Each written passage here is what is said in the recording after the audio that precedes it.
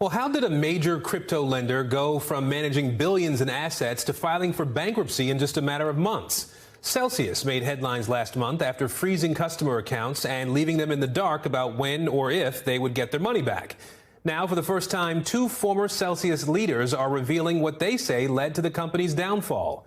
Here's CNBC's Kate Rooney. Timothy Cradle's career had been about making sure companies followed the rules. So he says he was alarmed by conversations at a Celsius corporate event in late 2019. There was a bit of an odd thing that came up at one of our Christmas parties. Cradle, the former director of financial crimes compliance, says top executives were talking about deliberate price movements in the CEL token. The cryptocurrency created and used by Celsius started to spike in early 2020. I don't know a better way to phrase it, but they were in the market, they were actively trading and increasing the price of the token. Based on those conversations, you're saying that management was manipulating the price of the Celsius token. They were absolutely trading the token to manipulate the price. This echoes claims in a lawsuit alleging the company was actively using customer funds to manipulate crypto asset markets to their benefit. Market manipulation is one of the biggest issues in crypto, and it's one of multiple issues former employees are now speaking out about. Cradle and a former top human resources employee spoke to CNBC about what was a multi-billion-dollar company headquartered in Hoboken, New Jersey. They say its downfall can be traced back to one theme. The biggest issue was a failure of risk management.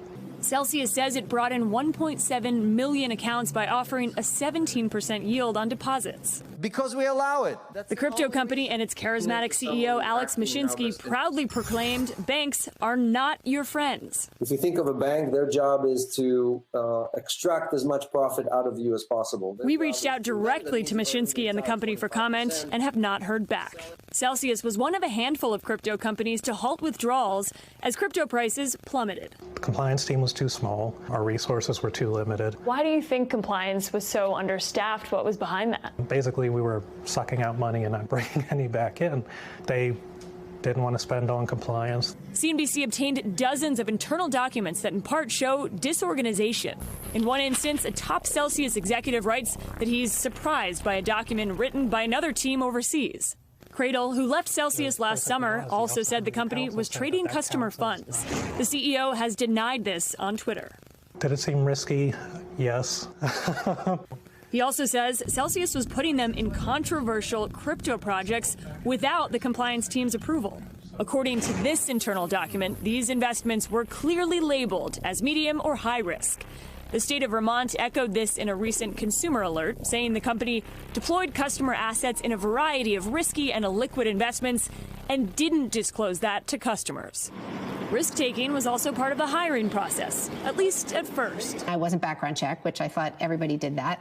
Nikki Goodstein, a former senior member of the human resources team, says she wasn't aware of any background checks taking place when she joined in May of 2021.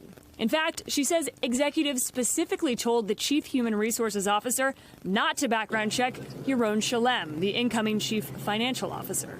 Months later, he was arrested and charged with money laundering in connection with his previous company. We made an attempt to find out the status of the case, but it does not appear to be public in the Israeli court system. Everyone was PO'd that he wasn't background checked, because then it wouldn't have brought such embarrassment to the company if that was a process that we had in place. Goodstein says she's speaking out on behalf of customers who put their trust in Celsius. I feel really bad for people in the community who put money in there with confidence behind this. And not only did they lose money because the market volatility, but now they can't even get out what they put in to begin with. In the end, Cradle says Celsius may be just another example of a startup that grew too fast. It was just a bunch of mistakes that are ending up very tragically. Thanks for watching our YouTube channel. Follow today's top stories and breaking news by downloading the NBC News app.